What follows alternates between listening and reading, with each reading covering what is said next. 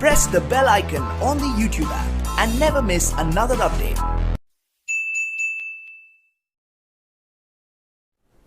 Welcome back to my YouTube channel Raju Sengupta classes.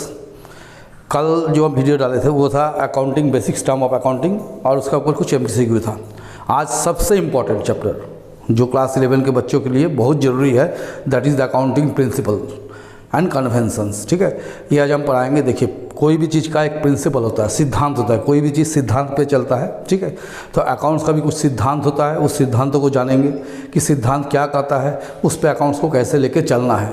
तो ये accounting principle आज हम लोग स्टार्ट करेंगे। आप लोग बहुत ध्यान से देखिएगा और ध्यान से सुनिएगा भी, और जैसे हम लिखे हुए हैं पहले से लिख देते ताकि लिखने में समय ना जाए। ठीक है, तो आप लोग उसको उसी तरह से अपना कॉपी में नोट कीजिएगा और फॉलो करते रहिएगा, उसको पढ़ते रहिएगा। चलिए हम लोग अकाउंटिंग प्रिंसिपल से स्टार्ट करते हैं। क्या लिखे हम? Accounting principle means generally accepted rules provide guidelines for according and act as a basis for the transaction which change along in the change in time. देखिए, अकाउंटिंग प्रिंसिपल क्या है? Means generally accepted rule. Accounting principle क्या है? Generally accepted rules है जिसके अनुसार, जो guideline provide करता है, जिसके अनुसार अकाउंट को तैयार किया जाता है। ठीक है, अकाउंटिंग ट्रांजेक्शन लिखा जाता है और समय के हिसाब से उस पर बदलाव भी किया जा सकता है। तो क्या बताएं कि accounting principle mean generally accepted rules. साधारणतः जो रूल को एक्सेप्टेड करते हैं, उसको जो रूल अकाउंट्स में चलता है एक्सेप्टेड रूल है, उसको हम लोग अकाउंटिंग प्रिंसिपल में लाते हैं। वो क्या एक तरह का गाइडलाइंस है, जिस गाइडलाइंस के अंदर अकाउंटेंट को काम करना है, उसके बाहर जगह काम नहीं करना है, ताकि पूरे जितने भी जगह में अकाउंट बनता है वो सब में सिमिलरिटी रहे, यूनिफॉर्मिटी रहे। ठीक है, और वो ट्रांजेक्शन को उसी हिसाब से रिकॉर्ड करे और समय के साथ उसमें बदलाव भी आते जाए। तो एक आता है, आप लोगों को देखिएगा हमारे लिखे generally accepted accounting principal gap. आप लोगों को पूछेगा कि what is gap? Gap mean generally accepted accounting principal. Gap के माध्यम से क्या होता है? जो प्रिंसिपल ऑल ओवर वर्ल्ड में एक्सेप्टेड किया गया है, उसी प्रिंसिपल के आधार पर अकाउंटेंट लोग क्या करता है? अकाउंट्स का अकाउंट तैयार करता है। ठीक है, तो उस सिद्धांत में क्या होता है? यूनिफॉर्मिटी होना चाहिए। जैसे आप कुछ बना दिए, हम कुछ बना दिए, किसी के अकाउंट में यूनिफॉर्मिटी नहीं रहेगा, समता नहीं रहेगा, इक्वालिटी नहीं रहेगा, यूनिफॉर्मिटी नहीं रहेगा, तो इसमें बहुत सारा प्रॉब्लम हो जाएगा। ठीक है, तो उस प्रॉब्लम से बचने के लिए सारा अकाउंटेंट लोग अपना एक्सपीरियंस को लगा के जनरल एक्सेप्टेड अकाउंटिंग प्रिंसिपल निकाला। ठीक है, it's refer to rules for guideline adopted for recording of business transaction in order to bring uniformity. देखिए क्या लिखे, क्या लाना है? Uniformity in the preparation and presentation of financial statement. ये क्या बोला है? ये उस रूल को रेफर करता है, गाइडलाइंस को रेफर करता है, जो कि सभी अकाउंटेंट द्वारा मान्यता प्राप्त हो और जिसके आधार पर, जिसके ऑर्डर पर यूनिफॉर्मिटी आए और जितना फाइनेंशियल स्टेटमेंट हम लोग बनाते हैं, प्रेजेंट करते हैं, वो एक ही तरह का रहे। ठीक है, जैसे मानिए हम एक रूल से बनाते हैं, कहीं और एक रूल से आप बनाइएगा, परसों कोई एक रूल से बनाएगा, तो क्या होगा? ये यूनिफॉर्मिटी नहीं रहेगा, ये सही नहीं होगा। तो फाइनेंशियल स्टेटमेंट जो प्रेजेंट होता है,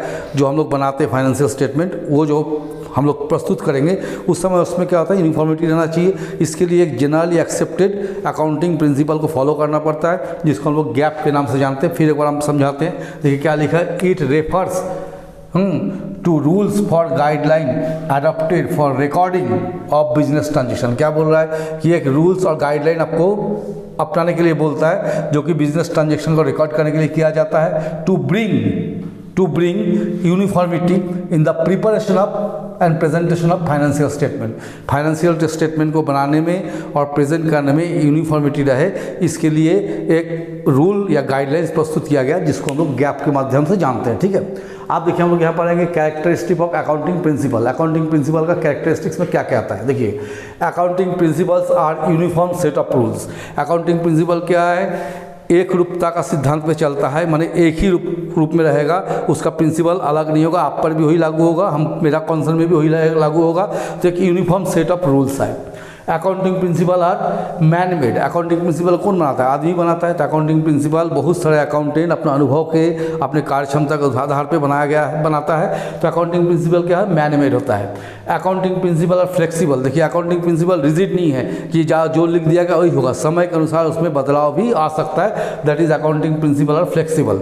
accounting principle are generally accepted. देखिए, अकाउंटिंग प्रिंसिपल जो लिखा गया है वो जनरली सभी संस्थाओं द्वारा एक्सेप्टेड किया गया है, सभी संस्थाओं द्वारा मान्यता दिया गया है। इसका 4 कैरेक्टरिस्टिक्स मेनली होता है। फिर एक बार हम पढ़ते हैं, accounting principle are uniform set of rules. क्या है अकाउंटिंग प्रिंसिपल? एक तरह का रूल का एक सेट है जो सभी अकाउंटेंट को अपनाना है। Accounting principle man made. Accounting principle क्या है? आदमी के द्वारा तैयार किया गया है। Accounting principle are flexible. Accounting principle क्या है? रिजिड नहीं है, फ्लेक्सिबल है, ठीक है, कभी बदलाव हो सकता है। और accounting principle are generally accepted. Accounting principle क्या है? जनरली एक्सेप्टेड होता है, ठीक है। तो एक बार देख लीजिए आप क्या समझा है कि अकाउंटिंग प्रिंसिपल, अकाउंटिंग सिद्धांत वो सिद्धांत है जिसके आधार पर सारे अकाउंट्स को तैयार किया जाता है ताकि फाइनेंशियल स्टेटमेंट जो हम प्रेजेंट कर रहे हैं उसमें कोई तरह का दिक्कत ना आए, ठीक है। तो इसको मानने के लिए एक संस्था, एक चीज़ बनाया गया जिसको generally accepted accounting principal gap. इस गैप को सबको मान के चलना है, सारे अकाउंटेंट इसी का रूल को फॉलो करता है ताकि फाइनेंशियल स्टेटमेंट जो बन रहा है उसका प्रेजेंटेशन बनना सब यूनिफॉर्म रहे, किसी में भेदभाव ना हो, ठीक है। अब देखिए काइंड्स ऑफ अकाउंटिंग प्रिंसिपल। जब अकाउंटिंग प्रिंसिपल पढ़ेंगे इसमें हम लोग 2 चीज़ पढ़ेंगे, एक हो गया अकाउंटिंग कंसेप्ट, एक हो गया अकाउंटिंग कन्वेंशन। अब आगे बढ़ते हैं, इसके बारे में लिख के आप लोग को दिखाते हैं, फिर आप लोग को समझाते हैं। देखिए हम यहाँ कुछ कॉन्सेप्ट लिखे हुए हैं, इसको डिस्कस किए। तो पहले अकाउंटिंग कॉन्सेप्ट लिखे थे। अकाउंटिंग कॉन्सेप्ट क्या है? ये एक ऐसा अवधारणा है जो सभी इसको मान के चले, सभी के बीच में ये एक ही तरह से रहे और सब इसका फॉलो करें ताकि सिमिलर टाइप का फाइनेंशियल स्टेटमेंट या यूनिफॉर्म टाइप का फाइनेंशियल स्टेटमेंट तैयार हो सके, ठीक है। तो अकाउंटिंग कॉन्सेप्ट में क्या क्या आएगा? देखिए यहाँ पर हम लिखे according to accounting standard 1। Accounting standard 1 में 3 चीज़ में इस पर शुरू में दिया गया। एक हो गया going concern concept, consistency concept और एक्रूअल कॉन्सेप्ट। ये 3 कॉन्सेप्ट हो गया अकाउंटिंग स्टैंडर्ड 1 के अनुसार, ठीक है। और अदर कॉन्सेप्ट नीचे हम लिखे हुए हैं। तो ये 3 हो गया पहला कॉन्सेप्ट। उसके बाद 4 है business entity concept, money measurement concept, accounting period concept, cost concept, dual aspect concept, matching concept, revenue recognition concept और ऑब्जेक्टिविटी कॉन्सेप्ट। इसके बाद हम कन्वेंशन लिखेंगे। कन्वेंशन में 3 है, तो अभी हम इसमें लिखे नहीं, अभी सिर्फ कॉन्सेप्ट लिखे हैं। तो अकाउंटिंग कॉन्सेप्ट में सबसे पहला कॉन्सेप्ट आपका गोइंग कंसर्न कॉन्सेप्ट है। हम पढ़ देते हैं, उसका मीनिंग समझा देंगे। देखिए, as per this concept that the business will continue to exist for a long period. देखिए गोइंग कंसर्न कॉन्सेप्ट मतलब क्या? आपका बिजनेस लंबे समय तक चलता रहेगा, बिजनेस बंद नहीं होगा, ये मान्यता के आधार पर बिजनेस किया जाता है। ऐसा मान्यता इसलिए है, देखिए जब भी आप कहीं से लोन वगैरह लेने जाते हैं, बिजनेस से लोन लेते हैं बैंक से वगैरह से, तो बैंक आपको 15 साल 20 साल के लिए लोन देता है बिजनेस के लिए। तो बैंक के पास क्या पता है कि आपका बिजनेस अगला साल बंद हो जाएगा? ऐसा तो पता नहीं है। तो बैंक भी ये मानती है कि बिजनेस लंबे समय तक चलता रहेगा। तो ये जो कॉन्सेप्ट है कि बिजनेस लंबे समय तक चलता रहेगा, इसको हम लोग बोलते हैं गोइंग कंसर्न कॉन्सेप्ट, ठीक है। दूसरा हम लोग लिखे कंसिस्टेंसी कॉन्सेप्ट। कंसिस्टेंसी कॉन्सेप्ट क्या है? देखिए बिजनेस जब अकाउंट सब बनाइएगा तो अकाउंट से एक रूल पे बनता है, ठीक है। तो इसका ये कॉन्सेप्ट कहता है कि आप जिस रूल को अपनाए हैं बनाने के लिए, वो रूल आपको ईयर बाय ईयर चलते रहना चाहिए। रूल को आप बीच में नहीं बदलिएगा। अगर रूल को बदल के अकाउंट्स बनाइएगा तो ये क्या कहो, कंपेयर करने में दिक्कत होता है कि इस साल के साथ अगला साल का कंपैरिजन जब करिएगा तब वो कंपेयर करने में काफ़ी दिक्कत होता है। तो अकाउंट्स जब भी बनता है उसका क्या होता है, कंसिस्टेंसी उसमें होना चाहिए। कंसिस्टेंसी कॉन्सेप्ट का अर्थ देखिए क्या लिखे हम, this concept state that accounting principle and method should be remain same from 1 year to another year. इसका अर्थ क्या हो गया कि आपका जो अकाउंटिंग प्रिंसिपल, जिस प्रिंसिपल को अपना के आप अकाउंट्स बना रहे हैं, वो प्रिंसिपल हमेशा के लिए एक जैसा रहना चाहिए, उसमें बदलाव नहीं रहना चाहिए। बदलाव रहने से क्या होता है, कंपेयर करने में दिक्कत होता है। तो ये साल बाई साल इसको बदलाव नहीं करना चाहिए। तो ये होगा कंसिस्टेंसी कॉन्सेप्ट। तीसरा हो गया एक्रूअल कॉन्सेप्ट। एक्रूअल कॉन्सेप्ट क्या करता है? देखिए बिजनेस में 2 कॉन्सेप्ट चलता है, cash basis, accrual basis. Accrual basis क्या बोलता है कि आपको रेवेन्यू आया, आप सेल कर दिए, आप सर्विस रेंडर कर दिए, ठीक है, आपको पैसा मिला चाहे नहीं मिला, आपका काम हो गया, आप माल को डिलीवर कर दिए, आप सर्विस रेंडर कर दिए, तो आपका काम हो गया। आपको उसी साल रिकॉर्ड करना है, चाहे उसका पैसा मिले चाहे नहीं मिले। सिमिलरली एक्सपेंसेस में ये हो गया कि जैसे आपको साल भर में मानिए रेंट देना है 50,000 रुपया, आपने 35,000 रुपया दे दिया, 15,000 रुपया देना बाकी है, रेंट देना बाकी है, तो इसी साल का खर्चा है ना। तो एक्रूअल कॉन्सेप्ट बोलता है कि जो चीज़ इसी साल का है, चाहे वो आप दिए हैं चाहे नहीं दिए हैं, चाहे आपको प्राप्त हुआ चाहे नहीं हुआ हो, उसको आपको उसी ईयर में रिकॉर्ड करना है। कैश बेसिस क्या बोलता है? जितना कैश आया उसको रिकॉर्ड कीजिए, जितना कैश गया उतना उसको रिकॉर्ड कीजिए, जो बाकी बकाया उसको रिकॉर्ड नहीं करते हैं। लेकिन एक्रूअल बेसिस में क्या है, एक्रूअल कॉन्सेप्ट क्या बोलता है कि जो भी कैश आपके पास आया, मतलब जो भी इनकम का सोर्स है, चाहे वो आपको प्राप्त हुआ चाहे नहीं हुआ, अगर काम हो गया, आप काम कर चुके हैं, सेल कर चुके हैं, लेकिन पैसा आपको नहीं मिला, तो भी वो इसी साल में रिकॉर्ड होगा। आप खर्च, आपका समय हो गया, परंतु आप पेमेंट नहीं किए तो भी उसी साल में रिकॉर्ड होगा। That is accrual concept. According to accrual basis revenue is recorded when sales are made और सर्विस आर रेंडर्ड। क्या बोल रहा है कि according to accrual basis revenue is recorded, revenue को रिकॉर्ड करना है व्हेन सेल्स आर मेड और service are rendered and it is immaterial whether the cash is received और नॉट। आपको कैश मिला कि नहीं मिला ये मैटर नहीं करता है, आपको उसको रिकॉर्ड करना है क्योंकि इसी साल का खर्चा है और सेम आपको इन एक्सपेंसेस के लिए भी लगता है। नेक्स्ट हो गया बिजनेस एंटिटी कॉन्सेप्ट। देखिए बिजनेस एंटिटी कॉन्सेप्ट क्या है, ये साफ शब्दों में आपको बोलता है कि एक बिजनेसमैन, एक बिजनेस, अपना बिजनेसमैन, अपना मालिक, अपना क्रेडिटर, अपना मैनेजर, ठीक है, अपना बैंकर सबसे अलग होता है। यानी एक बिजनेस का अस्तित्व अपने मालिक से अलग होता है। आप लोग देखिएगा कि हम लोग जब बैलेंस शीट बनाएंगे उस टाइम कैपिटल को हम लोग लाइबिलिटी साइड में ट्रीट करते हैं। क्यों ट्रीट करते हैं? क्योंकि ये माना जाता है कि बिजनेस एक अलग एंटिटी है और बिजनेसमैन एक अलग एंटिटी है। बिजनेस और बिजनेसमैन दोनों अलग है। सब उसके कैसे होता है, जैसे हम लोग कहीं जाते हैं तो हम लोग क्या बोलते हैं, चलो बिग बाजार में चले जाएंगे, बोलते हैं ना। तो बिग बाजार मालिक का नाम नहीं होता, किसका नाम होता है? दुकान को। हम लोग किसको आइडेंटिफाई करते हैं? बिग बाजार को। या किसी बड़ा मॉल का नाम लेते हैं, किसको आइडेंटिफाई करते हैं? मॉल को। तो बिजनेस और बिजनेसमैन दोनों क्या होता है? अलग अलग एंटिटी होता है। इसलिए ये कॉन्सेप्ट बताता है कि according to this concept business is treated as a unit separate from its owners, creditors and manager. Business एक अलग अस्तित्व है जो अपने मालिक से, अपने ओनर से, अपना मैनेजर से, अपना क्रेडिटर से अलग होता है। नेक्स्ट बताया मनी मेजरमेंट कॉन्सेप्ट। देखिए मनी मेजरमेंट कॉन्सेप्ट क्या है कि इस कॉन्सेप्ट के हिसाब से आपको बिजनेस में अकाउंट में उन्हीं चीज़ों को लिखा करना है, उन्हीं चीज़ को एंट्री करना है जिसको आप मनी से मेज़र कर सकते हैं। जो मनी के से मेज़र नहीं होता है या जिसका मनी से रिलेशन नहीं है उसको रिकॉर्ड नहीं करना है। कैसे? जैसे मनी आपको बहुत इंपॉर्टेंट है बिजनेस के लिए लेकिन मनी से मेजर्ड नहीं है तो रिकॉर्ड नहीं हुआ। जैसे स्ट्राइक हो जाना, मैनेजर प्रबंध मैनेजर में एम्प्लॉय में झगड़ा हो जाना, ये सारा बिजनेस का अंग है लेकिन ये मनी से मैटर नहीं करता है, तो इसको हम लोग क्या करेंगे? रिकॉर्ड नहीं करेंगे। तो मनी मेजरमेंट कॉन्सेप्ट क्या बोलता है? According to this concept only those transaction and event are recorded in accounting which are measured by money. मतलब अर्थात मुद्रा के रूप में जिसको आप मेजर कर सकते हैं उसी को रिकॉर्ड करना है, अदरवाइज रिकॉर्ड नहीं करना है। तो अभी आपको हम कितना कॉन्सेप्ट बताए? 5। एक बार फिर बता देते हैं। गोइंग कॉन्सर्न कॉन्सेप्ट, इसके हिसाब से क्या है? बिजनेस चलता रहेगा, निरंतर चलता रहेगा और चलता ही रहेगा, यही कॉन्सेप्ट में चलता है। दूसरा कंसिस्टेंसी कॉन्सेप्ट। कंसिस्टेंसी कॉन्सेप्ट में क्या है कि बिजनेस में आप जो प्रिंसिपल एक बार अपनाए हैं उसी पे बने रहिए, उसको बदलाव नहीं करना है। तीसरा हो गया एक्रूअल कॉन्सेप्ट। एक्रूअल कॉन्सेप्ट में क्या बोला जाता है कि जब आप बिजनेस कर रहे हैं आपको ये देखना नहीं है कि जिस साल का बिजनेस कर रहे हैं, जिस साल का अकाउंटिंग कर रहे हैं, आपको ये नहीं देखना है। अगर आप काम कर चुके, जैसे सेल कर चुके हैं, आप सर्विस रेंडर कर चुके हैं, खर्च का समय हो गया, चाहे आपको पैसा मिला हो चाहे आप पैसा अभी तक ना दिए हो, ठीक है, उसको रिकॉर्ड करना है। जिस साल का जो चीज़ है उसको उसी साल रिकॉर्ड करना है, आइदर उसका कैश मिला या कैश गया हो। That is accrual concept. Business entity concept. Business entity concept में क्या बताएं कि एक बिजनेसमैन बिजनेस से एक बिजनेसमैन से, उसका क्रेडिटर से, उसका मैनेजर से अलग होता है, उसका एंटिटी अलग होता है, ठीक है। और money measurement concept. Money measurement concept में क्या बोले कि इसमें हमको उसी चीज़ को रिकॉर्ड करना है जो मनी से मेज़र होता है, जो मनी से मेज़र नहीं होगा उसका रिकॉर्डिंग नहीं होगा। फिर हम नेक्स्ट 5 और लिखते हैं, फिर समझाते उसको। देखिए वो तो हम 5 बताए थे, यहाँ पर नेक्स्ट 6 से देखिए अकाउंटिंग पीरियड कॉन्सेप्ट। देखिए अकाउंटिंग पीरियड कॉन्सेप्ट क्या बताता है कि हर एक बिजनेसमैन जो बिज़नेस करता है वो तो चाहता है कि टाइम टू टाइम अपना प्रॉफिट एंड लॉस हम जान सके, बिजनेस का क्या पोजीशन है जान सके। तो अकाउंटिंग निश्चित पीरियड का बनना चाहिए, ऐसा नहीं बनते चला कोई समय सीमा नहीं है तो एग्जैक्ट आपको प्रॉफिट लॉस क्या रहा बिजनेस का वो कोई जान नहीं पाएगा। तो अकाउंटिंग क्या होता है? एक निश्चित पीरियड के लिए बनना चाहिए, वही अकाउंटिंग पीरियड कॉन्सेप्ट बताता है। वो हो सकता है आपको क्वार्टरली भी हो सकता है, हाफ ईयरली भी हो सकता है, ईयरली भी हो सकता है। तो जनरली क्या होता है हर जगह ईयरली बनता है। एक साल में आप क्या बिजनेस किए, क्या लेन देन किए, उसको थ्रू हम लोग जानना चाहते हैं कि मेरा प्रॉफिट हुआ कि लॉस हुआ। That is accounting period concept, ठीक है। नेक्स्ट हो गया आपका कॉस्ट कॉन्सेप्ट। कॉस्ट कॉन्सेप्ट क्या होता है? इस कॉन्सेप्ट के अनुसार क्या आता है कि ये कॉन्सेप्ट बताता है कि आप एसेट्स को जिस कॉस्ट में खरीदे हैं उसी कॉस्ट पे बैलेंस शीट पे शो कीजिएगा और ईयर बाई ईयर आपको शो करते जाना है, ठीक है।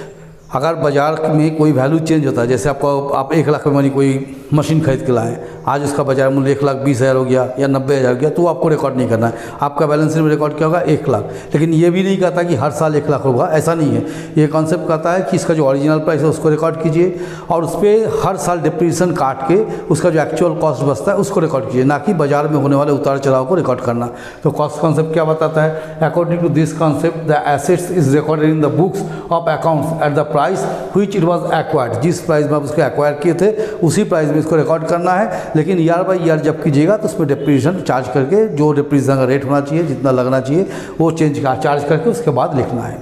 नेक्स्ट हम देखिए डुअल एस्पेक्ट कॉन्सेप्ट। देखिए डुअल एस्पेक्ट कॉन्सेप्ट क्या होता है, ये कॉन्सेप्ट बताया था कि हर एक ट्रांजेक्शन का दो साइड होता है, ठीक है। एक होता है डेबिट, एक होता है क्रेडिट। कोई भी ट्रांजेक्शन कीजिएगा तो एक साइड आएगा, एक अकाउंट आपका डेबिट होगा, दूसरा अकाउंट आपका क्या होगा, क्रेडिट होगा। तो यही बताता है dual aspect concept. According to this concept every business transaction is recorded as a having dual aspect. If one account is debited then another account is credited. यदि कोई एक अकाउंट आपका डेबिट हो रहा है तो दूसरा अकाउंट अवश्य ही क्रेडिट होगा। ये होता है dual aspect concept. Revenue recognition concept. देखिए concept of revenue recognition determine the time of the particular period in which the revenue is realised. देखिए ये रेवेन्यू रिकॉग्निशन कॉन्सेप्ट क्या बताता है कि वो समय सीमा को बताता है जिस समय सीमा में आपको रेवेन्यू रियलाइज हुआ, ठीक है। जैसे सेल किए, इससे क्या होता है कैपिटल फंड में पैसा ऐड होता है तो उस पीरियड को दिखाता है जिस पीरियड में आपको एक्चुअल रेवेन्यू आपको रियलाइज हुआ, रेवेन्यू कितना आया, उस पीरियड को दिखाना क्या होगा, रेवेन्यू रिकॉग्निशन कॉन्सेप्ट। नेक्स्ट हम लिखे मैचिंग कॉन्सेप्ट। मैचिंग कॉन्सेप्ट क्या बताता है, according to this concept it is determine the net profit from the business operation, ठीक है। ये क्या होता है, बिजनेस ऑपरेशन का नेट प्रॉफिट दिखाता है। कैसे दिखाता है, आपको कितना टोटल रेवेन्यू आया और उस रेवेन्यू आने में आप कितना खर्च किए, उस दोनों को एडजस्ट करने के बाद जो बचेगा वो गया नेट प्रॉफिट। तो इसको बताता है matching concept. According to this concept in determining the net profit from business operation all cost which are applicable to revenue of the period to be charge against the revenue. क्या बोलता है, इसमें आपको revenue generate करने के लिए उस समय पे आप जितना खर्च किए उस पीरियड का, जिस पीरियड का बना रहे वो टोटल रेवेन्यू को अगेंस्ट में दिखाना चाहिए, अर्थात उसमें माइनस करके दिखाना चाहिए, तब आपको एक्चुअल प्रॉफिट पता चलेगा। That is matching concept. Objectivity concept क्या बोलता है, इस ऑब्जेक्टिविटी कॉन्सेप्ट में बोलता है कि इस कॉन्सेप्ट के हिसाब से अगर आप कोई भी एंट्री बुक्स में करते हैं तो उस बुक जो एंट्री भी आप कर रहे हैं उस एंट्री का सपोर्टेड डॉक्यूमेंट्स होना चाहिए, ठीक है। जैसे हम एक ट्रांजेक्शन किए, कोई बिजनेस में परचेज ही किए तो परचेज जो किए तो उसके सपोर्टिंग डॉक्यूमेंट क्या होगा, इनवॉइस बिल होगा। मानिए हम कैश में सेल किए तो उसका सपोर्टिंग डॉक्यूमेंट क्या होगा, कैश मोमो होगा। तो बोलता है वेरीफाइड सपोर्टिंग डॉक्यूमेंट रहना चाहिए, उसी के आधार पर आपको अकाउंटिंग एंट्रीज होना चाहिए, ना कि अपने मन से लिख दिए जिसका कोई डॉक्यूमेंट नहीं है हम एंट्री किए जा रहे हैं, ऐसा नहीं चल सकता है। तो ऑब्जेक्टिविटी कॉन्सेप्ट बताता है according to this concept each and every transaction must be supported by verified document and voucher such as cash memo, invoice, sale bill etcetera, ठीक है। तो ये आप हमको टोटल आपको हम बताए 11 कॉन्सेप्ट बताएं, आप 3 कन्वेंशन ये बता देंगे और उसके बाद हम चले जाएंगे एमसीक्यू में। ये कॉन्सेप्ट के बाद 3 कन्वेंशन होता है। अकाउंटिंग कन्वेंशन क्या होता है, an accounting convention may be defined as a custom which is adopted by general agreement और कॉमन कंसेंट ऑफ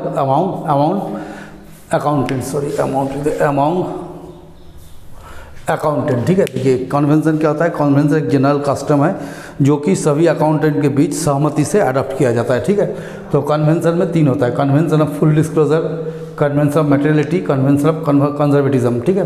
तो कन्वेंशन ऑफ फुल डिस्क्लोजर क्या बताता है, इसमें बताता है कि आपको बुक्स ऑफ अकाउंट्स में जो भी चीज़ आता है उसको पूरी डिस्क्लोज करना चाहिए, पूरी शो करना चाहिए, क्योंकि बिजनेस में बहुत सारा पार्टी इंटरेस्ट होता है, creditors, investors, bankers, share holders, ठीक है, बहुत तरह का पार्टी इसमें इंटरेस्टेड होता है। तो इसलिए कहता है कि according to this convention that all significant information to the economic affairs of the enterprise should be completely disclosed। इसका आता है कि कोई भी तरह का significant information जो है आपका बुक्स ऑफ अकाउंट में किसी भी इकोनॉमिक अफेयर का, किसी भी कंसर्न का, उसको पूरी डिस्क्लोज करना चाहिए, उसको छुपाना नहीं चाहिए, जो भी है वो पूरी दिखना चाहिए, क्योंकि ताकि बिजनेस में इंटरेस्टेड पार्टीज इसको देख सके। ये हो गया full disclosure.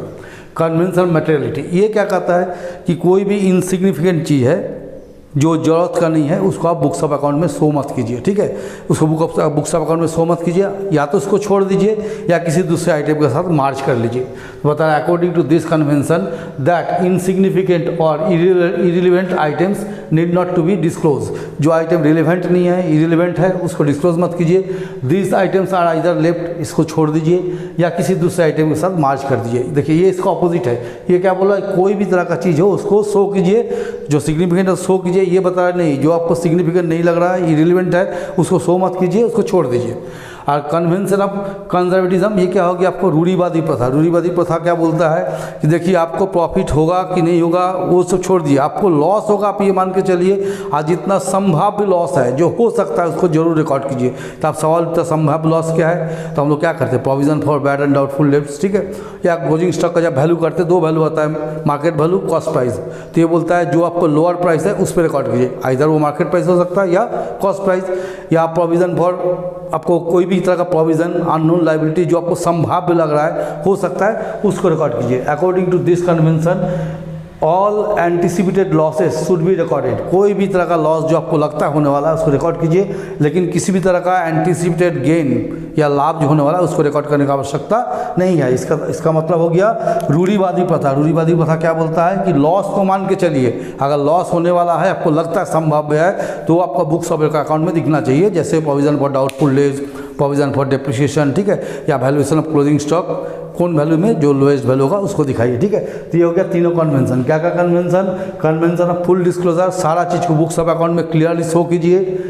Convention of materiality, जो आपको मटेरियल मैटर है उसको लिखिए, जो मटेरियल है इरिलेवेंट है इनसिग्निफिकेंट है उसको शो करने की जरूरत नहीं है। और कन्वेंशन ऑफ कंजर्वेटिज्म, ये क्या है कि इसमें उसी को लिखिए जो संभाव्य लॉस है, संभाव्य प्रॉफिट का रिकॉर्ड करने का जरूरत नहीं है। तो हम आप लोगों को 11 कॉन्सेप्ट और 3 कन्वेंशन समझा दिए।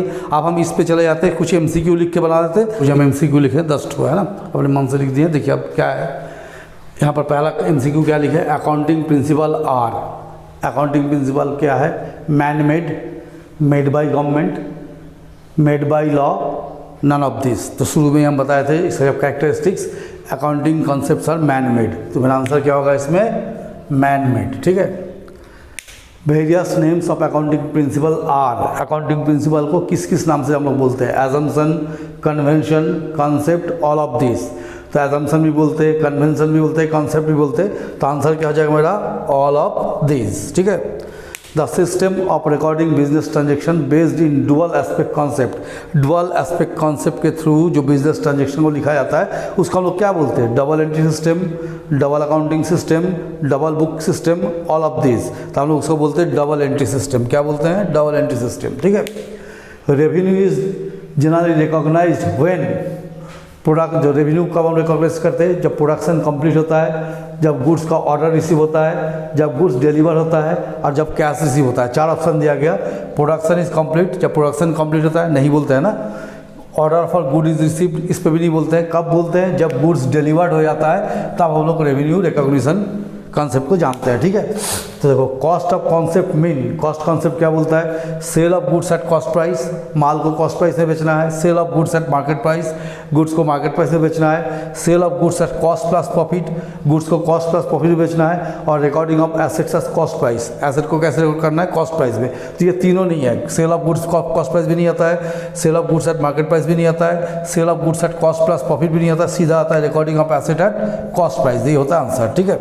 According to dual aspect concept, dual aspect concept के हिसाब से क्या है, परचेज इक्वल्स टू सेल है, capital plus liability equals to assets है, capital plus assets equals to liability है, या capital equals to asset plus liability है। तो देखिए परचेज सेल नहीं है, कैपिटल प्लस एसेट लाइबिलिटी नहीं है, capital equals to asset plus liability नहीं है, लेकिन कौन सा है, B, capital plus liability equals to क्या होता है, एसेट। कैपिटल लाइबिलिटी को जोड़ देने पे एसेट्स का वैल्यू आ जाता है। तो यहाँ पे नेक्स्ट लिखिए full form of gap, general accounting accepted accounting principal किसको बोलते हैं, इसमें कौन सा होगा, गैप का मीन क्या होगा, generally accepted accounting principle, generally accepted accounting policy, general accepted accounting provision, none of this. तो हम लोग शुरू से ही बोल रहे हैं जनरली एक्सेप्टेड अकाउंटिंग प्रिंसिपल। तो ये हो गया ए आंसर, है ना। Accounting does not record non financial transaction, accounting क्या करता है, नॉन फाइनेंशियल ट्रांजेक्शन को रिकॉर्ड नहीं करता है, ठीक है। ये किस कॉन्सेप्ट में लिखा हुआ है, accrual concept, cost concept, going concern concept, money measurement concept. इसका आंसर हो जाएगा मनी मेजरमेंट कॉन्सेप्ट, इसमें लिखा हुआ है, ठीक है। According to which concept proprietor of the business treated as creditors, किस कॉन्सेप्ट के हिसाब से बिजनेस के मालिक को क्रेडिटर्स ट्रीट करते हैं, accounting period concept, business entity concept, money measurement concept, none of this. तो बिजनेस एंटिटी कॉन्सेप्ट क्या बोलता है, मालिक और बिजनेस दोनों अलग होता है, तो मालिक बिजनेस के लिए क्रेडिटर ट्रीट होता है बिजनेस एंटिटी कॉन्सेप्ट में, ठीक है। Income is measured on the basis of, income measured on the basis of matching concept, consistency concept, cost concept, none of this. तो कंसिस्टेंसी कॉन्सेप्ट तो अलग हो गया, कॉस्ट कॉन्सेप्ट अलग हो गया, नन ऑफ दिस तो नहीं है, तो क्या हो गया मैचिंग कॉन्सेप्ट। आंसर क्या आ जाएगा मैचिंग कॉन्सेप्ट। ठीक है, तो आज हम आप लोग को 10 MCQ बता दिए, और भी MCQ बुक्स में होता है, आप लोग उसके थ्रू भी पढ़िए। ठीक है, मैं हमको जितना इंपॉर्टेंट लगा हम बता दिए, आप लोग इसको बढ़िया से पढ़िए और खूब मेहनत कीजिए ताकि आगे बढ़ सके, है ना। और इसी बेस पे जब एग्ज़ाम होना तो इसको ध्यान रखिए, जितना कॉन्सेप्ट हम पढ़ाए हैं सबको थ्रू आउट पढ़िए, समझिए, जितना हम समझाए उसको बार बार देखिए। ठीक है, चैनल को बार बार आप लोग फॉलो कीजिए, देखते रहिए, नया नया चीज़ हम हमेशा पढ़ाते जाएंगे ताकि आप लोग को मदद हो। ठीक है, हम तो पहले ही बोले कि ये पेंडेमिक सिचुएशन में सभी बच्चों के लिए ट्यूशन का संभव नहीं है, ट्यूशन संभव नहीं ले पा रहा है, तो उन लोग के लिए हम समझते यूट्यूब का चैनल काफ़ी मददगार होगा। तो इसलिए आप लोग से रिक्वेस्ट भी है कि मेरा चैनल को लाइक कीजिए, सब्सक्राइब कीजिए, फॉलो कीजिए और मेरे साथ बने रहिए। Thank you.